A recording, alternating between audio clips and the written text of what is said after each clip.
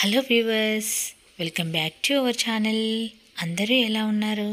Please like my video, subscribe to my channel. అందరికీ గురు పౌర్ణమి శుభాకాంక్షలు. ఈరోజు గురు పౌర్ణమి సందర్భంగా బాబాకి ఎలా పూజ చేసుకున్నారు, నేనైతే ఎలా చేశాననేది ఈ వీడియోలో మీకు తెలియజేస్తున్నాను. ఈరోజైతే నేను బాబాకి ఇష్టమైనవి కొన్ని ప్రసాదాలు చేశాను. పూజ అయితే ఇలా చేసుకున్నాను. ఈ వీడియో అయితే మీ అందరికీ నచ్చుతుంది. మీ అమూల్యమైన ఒక లైక్ని అయితే ఖచ్చితంగా ఇవ్వండి. ఇప్పుడైతే నేను మొత్తం నైట్ నుంచి పూజ వరకు ఎలా ఏం చేశాను అనేది మొత్తం ఎక్స్ప్లెయిన్ చేస్తాను వీడియోలో. బాబాకి మార్నింగ్ చేసుకోలేని వాళ్ళు ఈవినింగ్ కూడా చేసుకోవాల్సినవి కొన్ని ఉంటాయి, అవన్నీ కూడా మీకు ఎక్స్ప్లెయిన్ చేస్తాను. ముందైతే నేను నైట్ అన్నీ కూడా ఏం వర్క్ లేకుండా కిచెన్లో ఈవెన్ మొత్తం పూజా సామాగ్రి కూడా అన్నీ వాష్ చేసుకొని ఇలా వాటర్ డ్రై అయ్యేలాగా ఇలా పెట్టేశాను. మార్నింగ్ కల్లా ఫ్రెష్గా ఇంకా మనం పనులు మొదలు పెట్టుకోవచ్చు. ఇంకా ఇల్లు మొత్తం పనులు ఇంట్లో అయిపోయిన తర్వాత ఇంకా పూజ దగ్గరికి వచ్చేసాను. ముందుగా ప్రమిదల్లో ఒత్తులు వేసి, యాక్చువల్లీ చెప్తారు ఆయిల్ వేసాకనే ఒత్తులు వేయాలని, కానీ ఈ మధ్యలో పెట్టే ఒత్తి అసలు ఆయిల్ వేసిన తర్వాత అస్సలు పెట్టలేము. ముందుగా ప్రమిదల్ని నీట్గా తుడుచుకొని, ఎటువంటి వాటర్ తడి లేకుండా తుడిచేసుకొని మొత్తం గంధము బొట్లతో అలంకరణ అనేది చేసుకోవాలి. మార్నింగే తోముకున్నాం అనుకో అంత తడిగా ఉండి చిటపటలు ఆడుతూ ఉంటుంది. మనం దీపారాధన చేసామంటే మంచిగా నీట్గా తుడుచుకొని ఇలా అన్ని అలంకరణ చేసి, ఇది ఇక్కడ ఎప్పుడైనా సరే ప్రమిద కింద ఒక ప్లేట్ ఖచ్చితంగా ఉండాలి. ఈ ప్లేటు దానికి సరిపోవట్లేదు, అందుకని చెప్పేసి గార్డెన్లో ఒక పెద్ద సైజు ఆకైతే తీసుకొచ్చాను. తమలపాకులు కూడా ఉన్నాయి, కాకపోతే ఈ మధ్య ఎక్కువ నేను తమలపాకులు పూజకి వాడుతున్నానని వేరే ఫ్లవర్ ఆకైతే తీసుకొచ్చాను. ఇలా ప్రమిదల్లో ఆయిల్ వేసుకొని ఇంకా దీపారాధన చేసేసుకోవాలి. ముందైతే పటాలకు అన్ని చిత్రపటాలకి గంధము బొట్టు సమర్పించుకున్న తర్వాత ఇలా కొన్ని పూలు సమర్పించాక ఆ తర్వాత ఆయిల్ వేసుకొని దీపారాధన అనేది బాబాకి ఇక్కడ పెద్ద ప్రమిదల్లో చేస్తున్నాను. ఇంకోటి వచ్చేసి కృష్ణయ్య దగ్గర, తులసమ్మ దగ్గర ఇక్కడ కింద కూడా 2 దీపాలు పెడతాను. ఏదైనా విశేషంగా ఉంటే పైన 2 దీపాలు, కింద 2 దీపాలు పెడతాను. ఈరోజు బాబాకి గురు పౌర్ణమి కాబట్టి బాబా ముందు పెట్టాను. ఇక్కడ కృష్ణయ్య దగ్గర కూడా ఒక దీపం, ఇది డైలీ రెగ్యులర్గా ఉంటుంది, రెగ్యులర్గా పెడుతుంటాను కృష్ణయ్య దగ్గర కూడా దీపం. ఇలా ఇక్కడ పెట్టేసిన తర్వాత దీపం పెట్టినప్పుడు ఒక ఫ్లవర్ కానీ అక్షింతలు కానీ ఏదైనా ఒకటి ఖచ్చితంగా వేయాలి, ఒట్టిగా అలా ఉంచకూడదు. ఇలా నేను బాబాకి అభిషేకం కోసం నేనైతే రెడీ చేస్తున్నాను. అలాగే ఈరోజు గార్డెన్లో వచ్చిన సన్నజాజి పూలు, కనకాంబరాలు అసలు ఈరోజు చెప్పాలంటే రోజు ఎంత ఎక్కువ వస్తాయో ఈరోజు చాలా తక్కువ వచ్చినాయి ఫ్లవర్స్ అనేది. నేనే మాల అల్లి రెడీగా పెట్టాను. ఒక శుద్ధ జలం తీసుకొని దాంట్లో పచ్చకర్పూరం వేస్తున్నాను, అందులోనే కొంచెం గంధం వేశాను. అలాగే మన దగ్గర మర్మం చెట్టు ఉంటుంది కాబట్టి గార్డెన్లో ఆ మర్మం ఆకులు చాలా సుగంధభరితమైన స్మెల్ వస్తుంది, చాలా మంచిది, అందుకే ఆకులు వేశాను. ఇవన్నీ కొంచెం కలుపుతూ ఇంకా బాబాకి అభిషేకం చేసుకుంటున్నాను. మీ దగ్గర ఆవు పాలు ఉంటే, వర్షం పడడం వల్ల బయటికి వెళ్ళలేదు, నాకు ఆవు పాలు దొరకలేదు. ఆవు పాలు ఉంటే ఆవు పాలతో కూడా చేసుకోవచ్చు. నేనైతే ఈ 3 ఒకే గ్లాసులో కలిపేసి నేనైతే బాబాకి అభిషేకం చేస్తున్నాను. మీ దగ్గర ఏది ఉంటే దాంతో చేసేసుకోండి. మీ దగ్గర ఏమి లేకపోయినా కూడా మామూలు శుద్ధ జలంతోనే మనం అది కూడా చేసుకోవచ్చు. గంధం అయితే ఎలాగో ఉంటుంది కదా, గంధం కలిపేసైనా చేసుకోవచ్చు. ఇలా బాబాకి మొత్తం ఇలా అభిషేకం చేస్తున్నాను. చాలా బాబాకి ఇలా సేవ చేసుకుంటే ఎంత ఆనందంగా అద్భుతంగా అనిపించిందో మాటల్లో చెప్పలేము. ఆ బాబాకి ప్రతి గురువారం కూడా మనం ఎలాగూ బాబా స్టాచ్యూ అయితే ఈ మధ్యకాలంలో లేని వాళ్ళు ఎవ్వరూ లేరు, ఇలా బాబా విగ్రహానికి అయితే ఇలా చేసేసుకోండి. ఇలా అయితే నేను ప్రతి గురువారం కూడా ఇలాగే చేస్తూ ఉంటాను. ఈ మధ్య వారాహి అమ్మకు ఎప్పుడైతే అభిషేకం చేశానో అప్పటి నుంచి నాకు అభిషేకం చేయాలంటే చాలా ఇష్టంగా మారింది.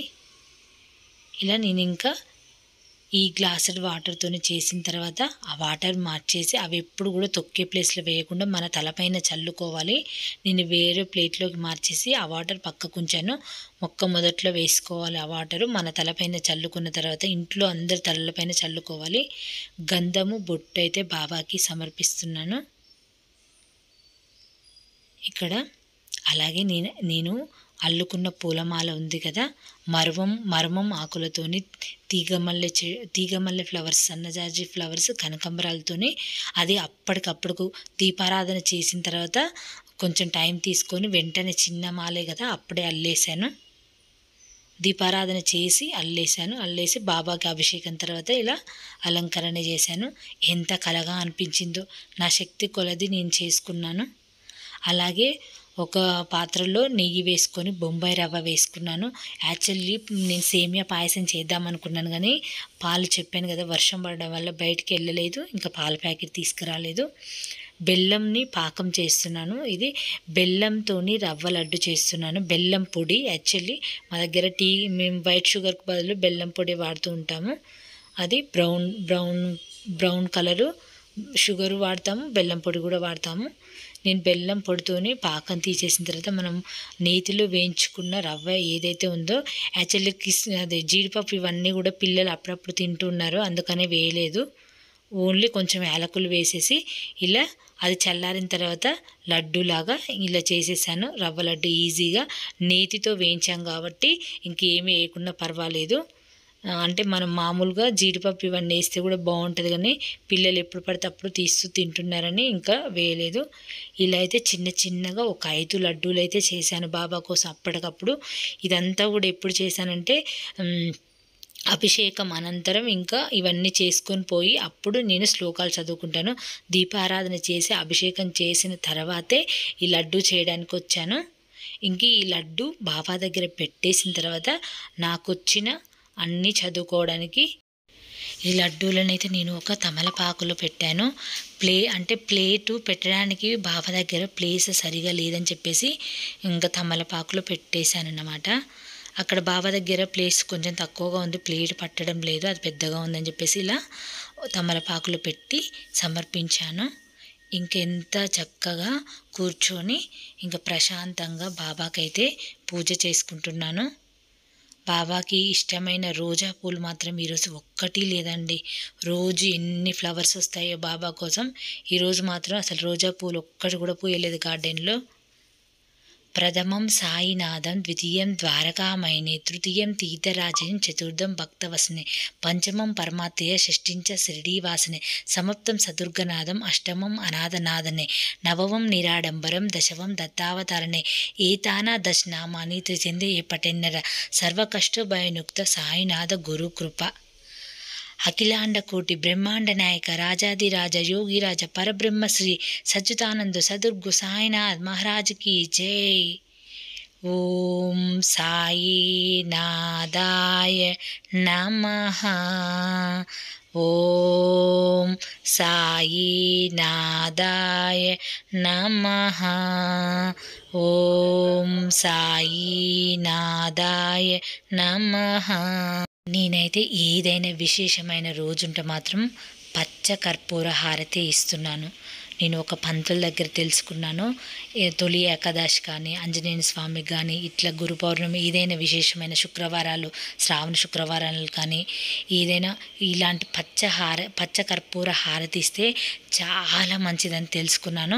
నేను కూడా ఇది తెలుసుకుంది కూడా ఈ మధ్య కాలంలోనే. నాకు పంతులు గారు, నేను ఒక దాంట్లో విన్నాను, ఒక పంతులు చెప్తుంటే సరే పచ్చకర్పూరం ఎప్పుడు ఇంట్లోనే ఉంటుంది కదని చెప్పేసి నేనైతే పచ్చకర్పూర హారతి ఇస్తున్నాను బాబాకి. అంటే విశేషమైన రోజులో మనం రోజు ఇవ్వలేకపోయినా కూడా ఇలాంటివి ఏమైనా విశేషమైన రోజుల్లో పచ్చకర్పూర హారతి విశేషమైన ఫలితాలను ఇస్తుందంట. తప్పకుండా కుదిరితే మీరు కూడా ఇవ్వండి. మళ్ళీ ముద్ద కర్పూరం కూడా చాలా మంచిది. పచ్చకర్పూరం, ముద్ద కర్పూరం అంటే బిళ్ళలు కాకుండా ఇలా అయితే నేను నాకు వచ్చిన శ్లోకాలు చదువుకున్న తర్వాత బాబాకి ఇలా అయితే హారతి ఇస్తున్నాను. మొత్తం అందరికీ ఇంకా హారతి ఇచ్చేసి అన్నీ సమర్పించేశాను. నా పూజ అయితే ఇలా జరిగింది. ఎలా అనిపించింది మీకు వీడియో కానీ పూజ కానీ. ఇంకా నేను అన్నీ చదువుకున్నవి నేనేమీ చూపించలేదు. కాసేపు నేను అన్నీ చదువుకోవాలనుకున్న మంత్రాలైతే ప్రశాంతంగా చదువుకున్న తర్వాతే నేను వీడియోలో మాత్రమే మీకు ఇది చెప్తాను. ఎందుకంటే ఇది నా ప్రొఫెషనల్ కాబట్టి నేను కొంతవరకు అయితే చూపిస్తాను, కొంతవరకు చూపించకుండానే చేసేసుకుంటాను. ఎంత ప్రశాంతంగా అనిపించిందంటే బాబాకి ఇలా చేసినప్పుడు చాలా బాగా అనిపించింది. రోజు ఏమి అభిషేకాలు చేయం కదా, అప్పుడప్పుడు వారానికి ఒకసారి ఇలాంటి విశేషమైన రోజులలో చేస్తాం కాబట్టి మీరు కూడా తెలుసుకొని ఇలా చేసేసుకోండి. ఇక్కడ ఇంకా కృష్ణ భగవానునికి హారతి ఇక్కడ సమర్పించేసి, ఆల్రెడీ నేను ఎప్పుడో పూజ అయిపోయింది కానీ ఇంకా హారతి ఇవన్నీ ఇచ్చేసరికి ఇప్పుడు 6:30 అలా అవుతుంది. ఇక్కడ తులసమ్మ దగ్గర ఇస్తున్నాను. వర్షం ఆల్రెడీ పడుతుంది, చీకటిగానే అనిపిస్తుంది వర్షం పడడం వల్ల. ఇంట్లో ఎటు చూసినా కొంచెం చల్లగా నిమ్ముగా ఉంటుంది కదా, అందుకోసం ఇంట్లో వామ్గా ఉండాలి, వేడిగా అనిపించాలి అంటే కొంచెం ఇలాంటి లైట్స్ వేసామంటే, వామ్ లైట్స్ వేసి అక్కడక్కడ చిన్న చిన్న క్యాండిల్స్ దీపాలు వెలిగించామంటే అరోమా స్మెల్ వస్తాయి కదా, ఇంట్లో ఎంత బాగా అనిపిస్తుంది అంటే. ఇక్కడ నేనైతే చాలా చోట్ల ఇట్లా దీపాలు పెడతాను కదా, ఇంట్లో వేడి అనేది జనరేట్ అయ్యి ఇల్లంతా మంచి సువాసన భరితంగా ఉంటుంది. అక్కడక్కడ నేను ఇక్కడ పుత్తూరు దగ్గర కూడా వెలిగిస్తాను కదా. ఇప్పుడు ఈ వెదర్ కూడా చాలా డిఫరెంట్గా, అంటే వెదర్ కూడా కూల్ ఉన్నప్పుడు ఇలాంటివి వెలిగించామనుకో ఇంట్లో మంచి కళతో పాటు మంచి వామ్ అనేది కనిపిస్తూ ఉంటుంది, మంచి బ్యూటిఫుల్ లుక్ కూడా ఉంటుంది. కాబట్టి ఇలాంటి చిన్న చిన్నవి చేస్తూ ఉండండి, చాలా బాగా అనిపిస్తుంది. ఫీల్ మీరే చూస్తారు ఇలా చేసిన తర్వాత. చూసారు కదా, ఇక్కడ తులసమ్మ దగ్గర ముగ్గులు ఎప్పుడు కూడా కనపడవు, అయినా నేను ఐ విల్ ట్రై చేస్తూ ఉంటాను కనిపిస్తాయేమని చెప్పేసి.